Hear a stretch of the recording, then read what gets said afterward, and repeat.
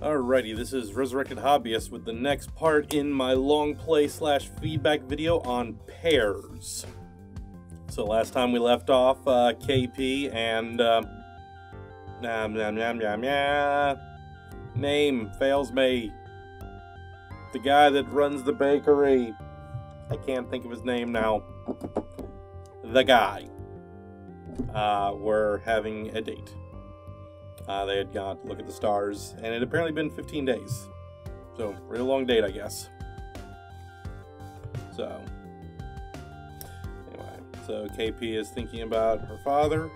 I trail off under my father's stern glare. You already know about him? Yes, I know. What were you thinking, claiming a human? The entire endeavor was reckless. I know you are smarter than this, but I made the mistake of thinking you were wiser as well.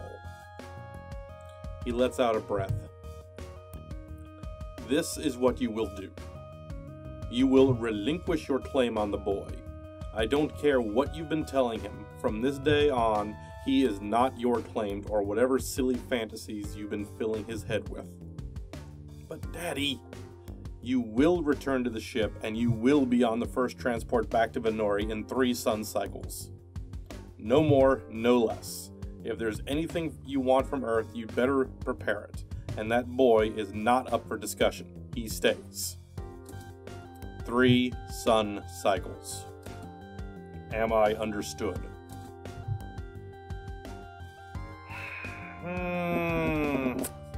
Let's see, how would KP process this?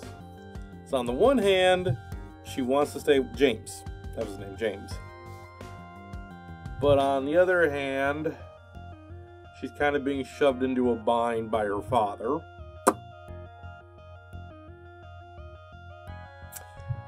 And she's kind of hitting, I feel like she's kind of hitting a point in breaking, where it's just, she doesn't have the energy to keep fighting her father at this particular point in time.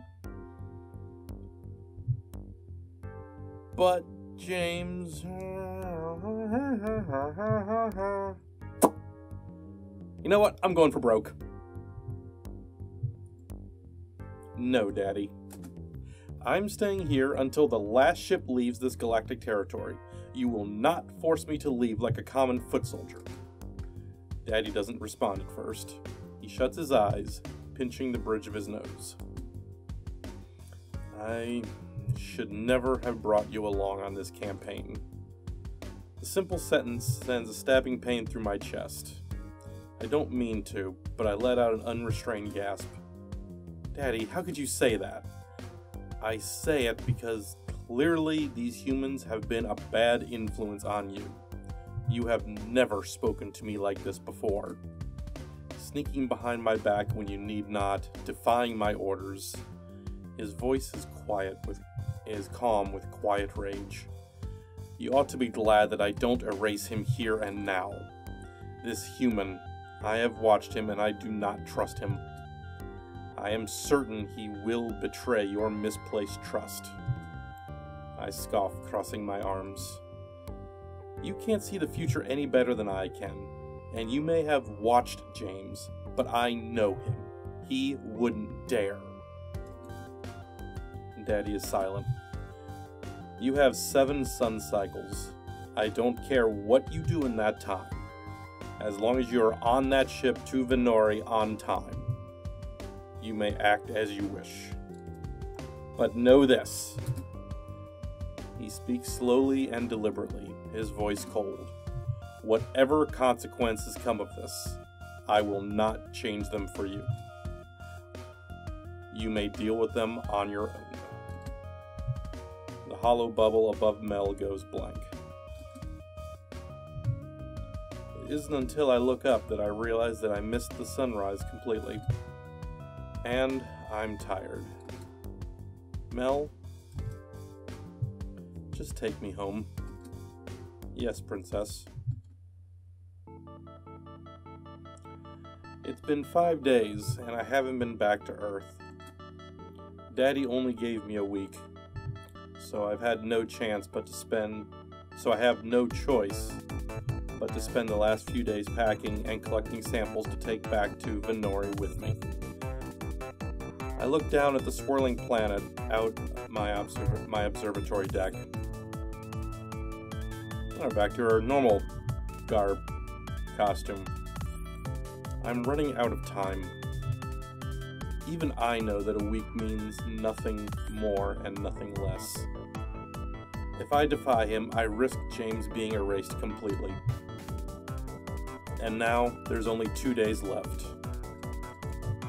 I should go. Mel, take me down. Yes, princess. Call James for me, Mel. Warning, it is 2 hours and 57 minutes past midnight. Humans are generally sleeping during this time. Do you still want to make this call? Yes. Even if he hates me, we need to talk. Oh boy. Never a good sign when the girlfriend says we need to talk. Admittedly, usually when a girlfriend says that, the risk of, altered space-time continuum is not involved. It rings for a few seconds, then... Hello? James? Kitten? What is it? I need to speak with you.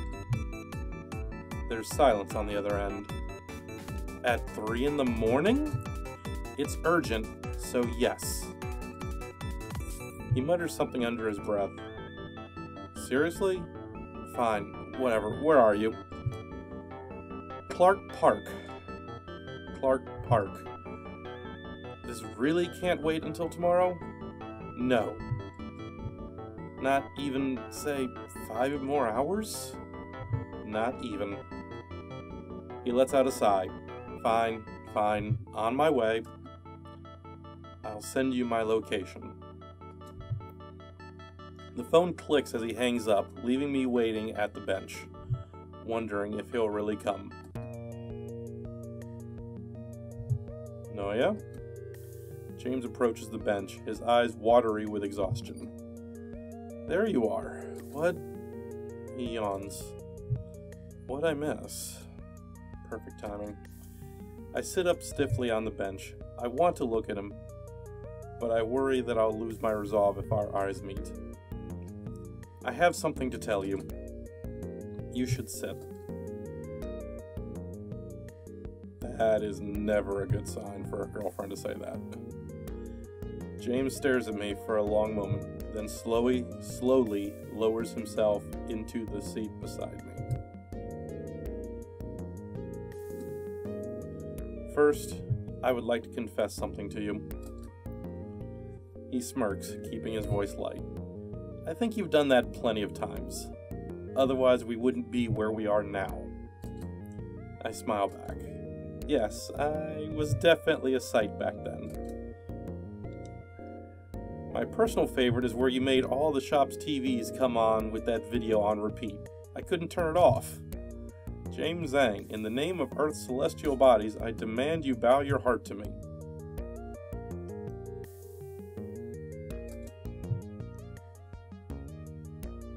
Okay, I'm not sure if she was joking or demanding at that particular moment.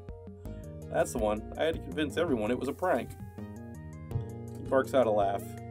I'm lucky no one reported to the World Protectorate program. We both chuckle at the memory, but I end up sighing, turning toward him. Okay, so that makes it a little more clear. She was joking, or quoting the event, I guess. Well, I have one more confession to add to the pile. I'm listening. In roughly 2 weeks, the Nayans will be withdrawing from Earth space. The war will come to an end. Immediately, the expression on James's face changes. He tries again, shocked, speechless for the first time. I don't understand.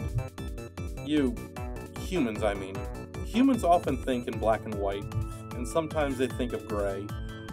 But you have no concept of Nayan morality.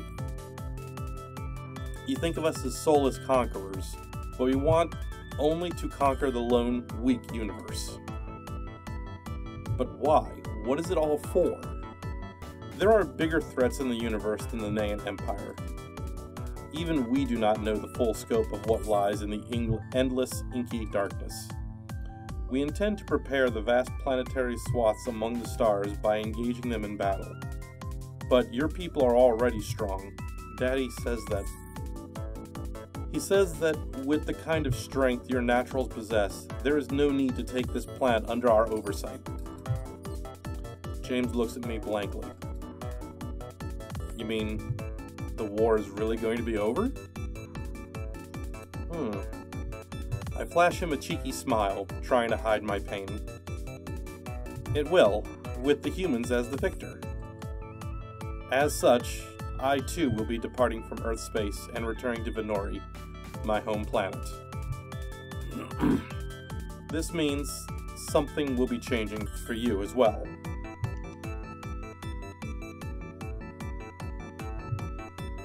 Ooh, that's the one I was waiting for.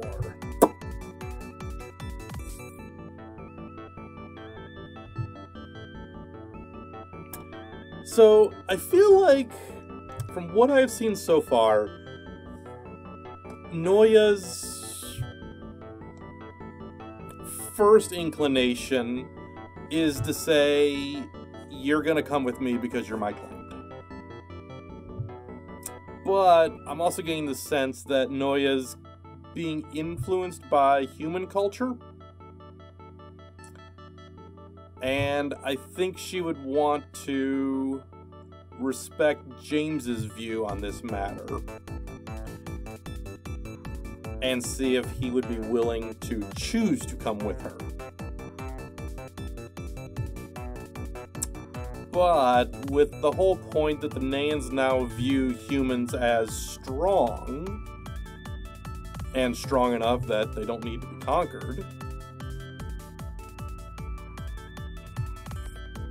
I'm kind of left wondering if she would say I relinquish my claim as kind of a statement of I challenge you to fight for it. Huh. Okay, I'm gonna go with I relinquish my claim, because I feel like that's more in line with what Noya would be thinking, even if it may be against what I feel like the culture would be telling her to do. Our union must be dissolved. James looks at me expectantly, but I can barely get the words out. Our union must be... As I search for the words, James stares at me. He doesn't say anything, but slowly his face starts turning pink. This is kind of sudden, you know? I don't think I'm ready to dissolved. Wait, what? I am relinquishing my claim on you. I will return to Venori alone. James stares at me, his mouth opening and closing with ghost words, but nothing to say. If he wasn't awake before, he is now.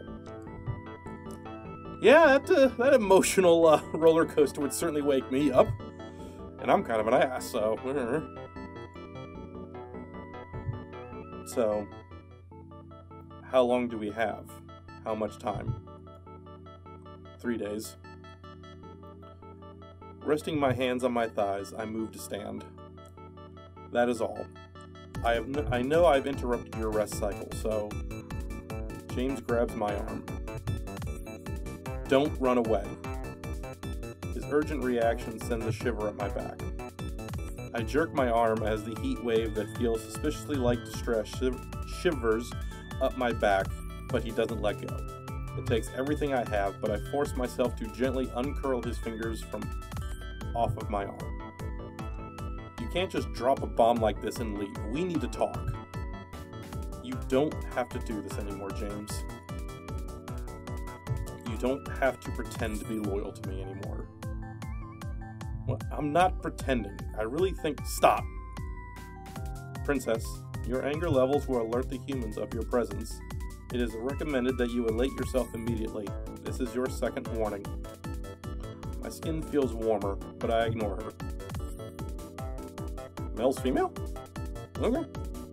I could have sworn, like we said, it and he before. A transient gendered computer, maybe?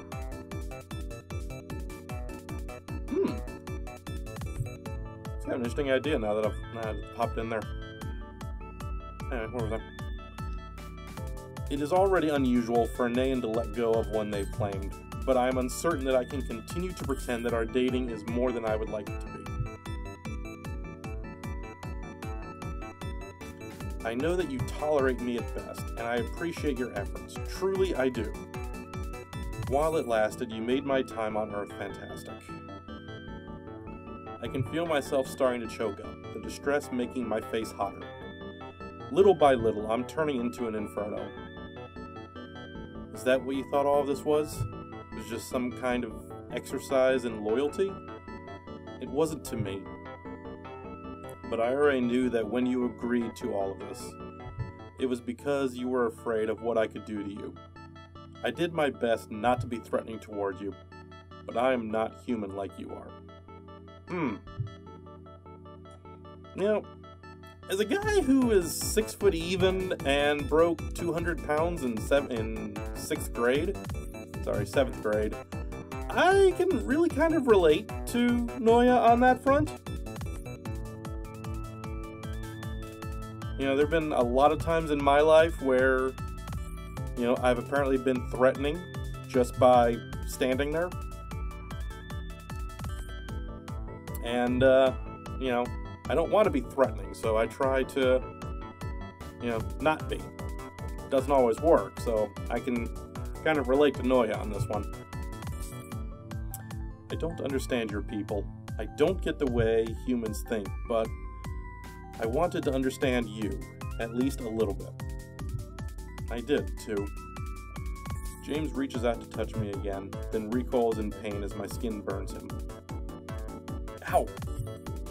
Princess, your anger levels will alert the humans of your presence. It is recommended that you elate yourself immediately. This is your final warning. Elate myself? How can I elate myself? I don't want to let go of James. I don't want to leave this planet. I squeeze my eyes tightly.